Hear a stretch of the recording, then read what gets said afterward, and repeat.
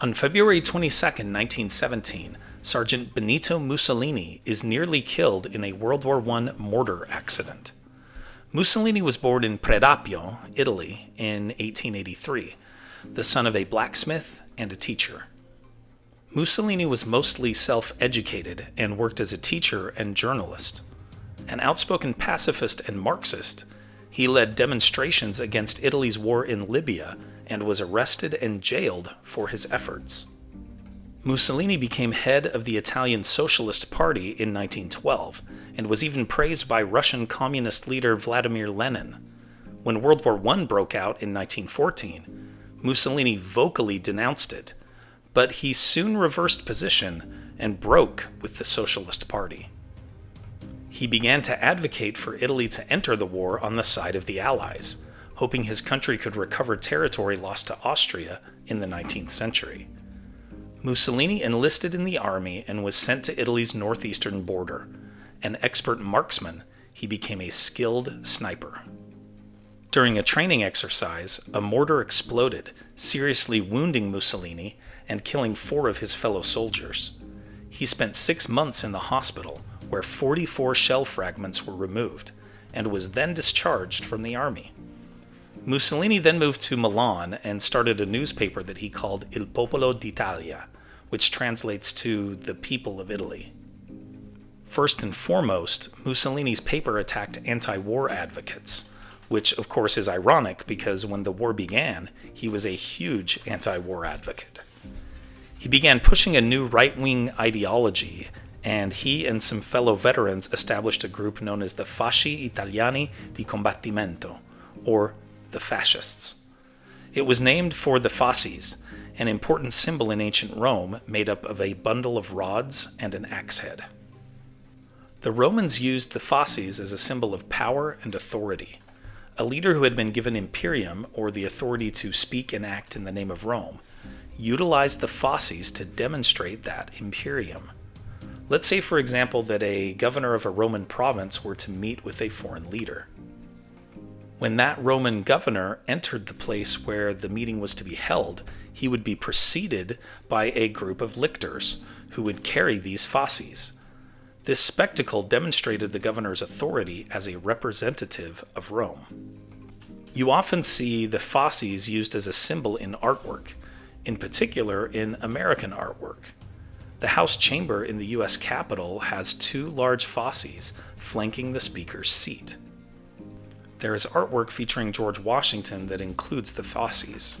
The most famous example is the late 18th century sculpture of Washington by Jean-Antoine Houdon, located in the rotunda of the Virginia State Capitol, which shows Washington standing next to the fasces. His cloak covers the axe head, symbolizing the idea that although he had great power, he chose not to abuse it. The sculpture of Abraham Lincoln at the Lincoln Memorial also features the fasces. 2 sets flank him as decoration on the front of his chair. Mussolini chose the fasces as a symbol because he wanted to promote the idea that he was ushering in a period of Italian glory on par with that of ancient Rome. It's the same reason he used the ancient Roman military salute and implemented archaeological digs to excavate Roman ruins. Many of the familiar monuments of ancient Rome were only partially visible before Mussolini came to power. The structures were either still buried or had been absorbed into the medieval structures of the city. These excavated monuments became showpieces in Mussolini's fascist urban theater. This excavation effort has also shaped how many of Rome's ancient monuments are experienced by tourists today. The road that runs from Piazza Venezia through the ancient Forum to the Colosseum was built by Mussolini and became a fascist parade route with the ancient monuments as a backdrop. Mussolini's fascist movement was extremely right-wing, ironically anti-socialist, and fiercely nationalistic. Using ancient Roman symbols helped promote Mussolini's Italian nationalism.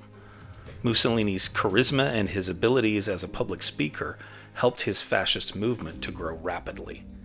He forcefully attacked the treaty signed at the end of World War I. He felt Italy had been cheated in these treaties and that the nation's leaders had let the people down. A major complaint that Mussolini had with the treaties was that, as one of the four major victorious Allied powers, Italy had not gotten its fair share.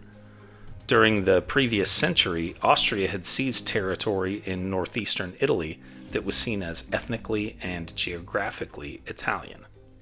Mussolini and other Italians felt that Italy should have gained all of that territory back from Austria, which was on the losing side of World War I. Mussolini used this frustration over World War I as a propaganda tool, asserting that the treaties made it seem as if Italy had actually lost the war. Importantly, Mussolini gained the support of wealthy landowners, the army, the church, and Italy's monarchy. Mussolini organized a paramilitary group known as the Black Shirts. It was his personal militia, essentially a street gang. The Black Shirts used violence and intimidation against communists and anyone else who opposed Mussolini. In October 1922, just 4 years after the end of World War I, facing enormous pressure, King Vittorio Emanuele III appointed the 39-year-old Mussolini prime minister. Once Mussolini was in power, he began working to erode democratic institutions and take away basic rights. In a 1925 speech to the Italian parliament, he essentially declared himself dictator. In just a few years, Italy had become a totalitarian fascist state. Mussolini became known as Il Duce, or the leader. If any of this sounds familiar, it's because Mussolini created a roadmap for Hitler to seize power in Germany. Hitler idolized Mussolini and wanted to do in Germany what Mussolini had done in Italy. It took Hitler a few years longer to accomplish his goals. It's borderline embarrassing how much Hitler copied Mussolini.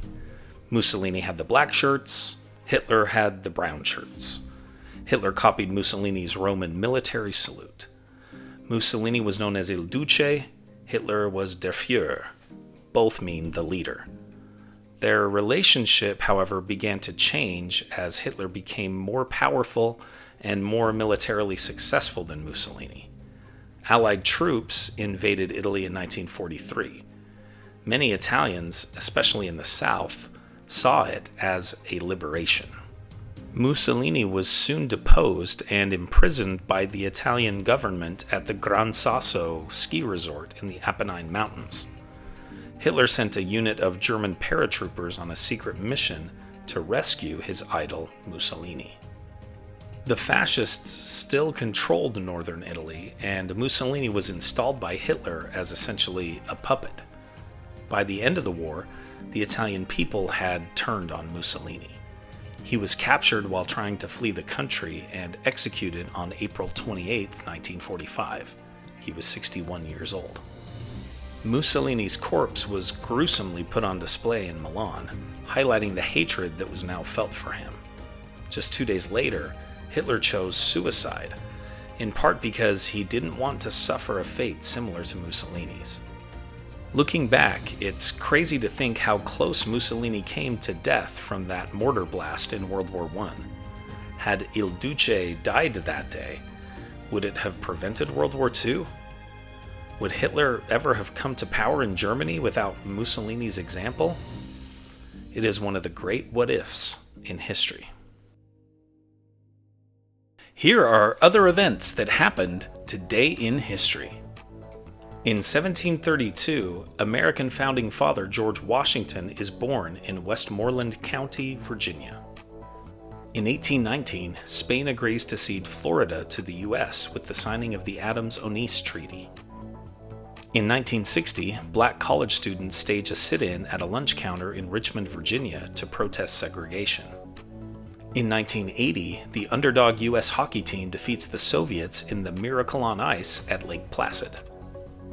In 1998, 7 tornadoes kill 42 people in the deadliest tornado outbreak in Florida's history. In 2012, the groundbreaking is held for the Smithsonian's Museum of African American History and Culture. In 2022, AT&T shuts down its 3G network, causing many older devices to no longer function properly.